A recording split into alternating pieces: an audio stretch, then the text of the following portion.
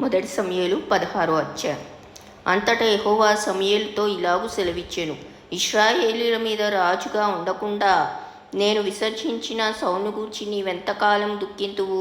నీ కొమ్మును తైలంతో నింపుము. బెత్లెహేమీయుడైన యెష్షయి యొద్దకు నిన్ను పంపుచున్నాను. అతని కుమారుల్లో ఒకని నేను రాజుగా నియమించుదును.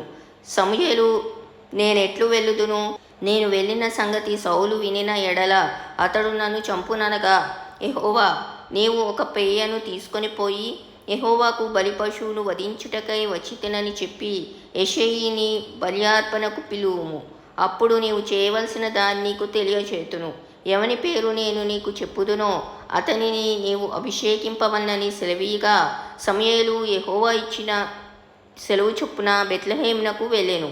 ఆ ఊరి పెద్దలు అతని రాకకు భయపడి, సమాధానంగా వచ్చుచున్నావా అని అడుగగా, అతడు సమాధానంగానే వచ్చి తిని, మీరు శుద్ధులై నాతో కూడా బలికి రండని చెప్పి యెష్షయిని అతని కుమారులను శుద్ధి చేసి బలి అర్పించెను.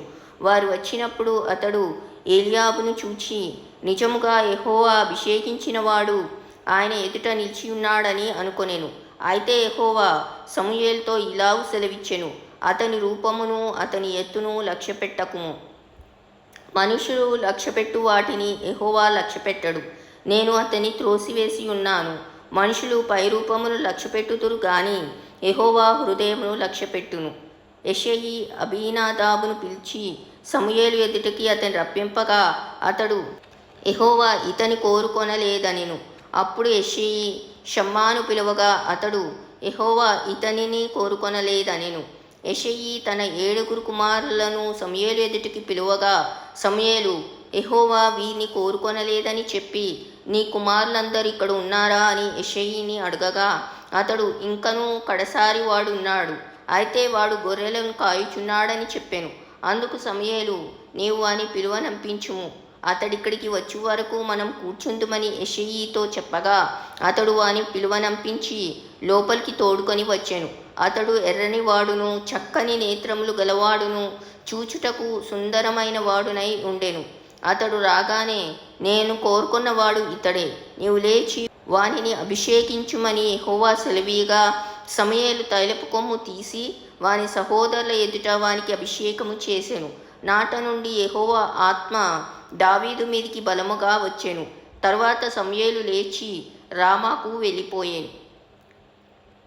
యెహోవా ఆత్మ సౌలును విడిచిపోయి, యెహోవా యొద్ద నుండి దురాత్మ ఒకటి వచ్చి అతని వెరపింపగా, సౌలు సేవకులు, దేవుని యొద్ద నుండి వచ్చిన దురాత్మ ఒకటి నిన్ను వెరపించి ఉన్నది.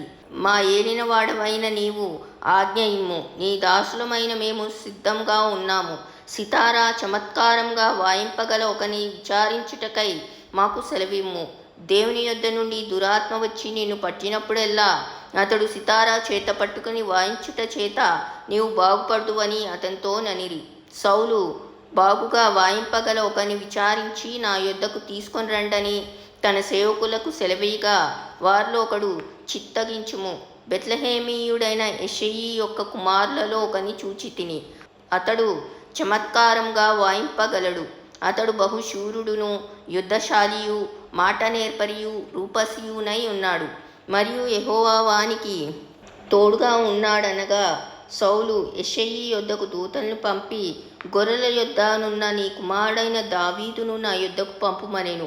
అప్పుడు యెష్షయి ఒక గార్ధబం మీద రొట్టెలను ద్రాక్షారసపు తిత్తిని ఒక మేకపిల్లను వేయించి తన కుమారుడైన దావీదు చేత సౌలునొద్దకు పంపెను.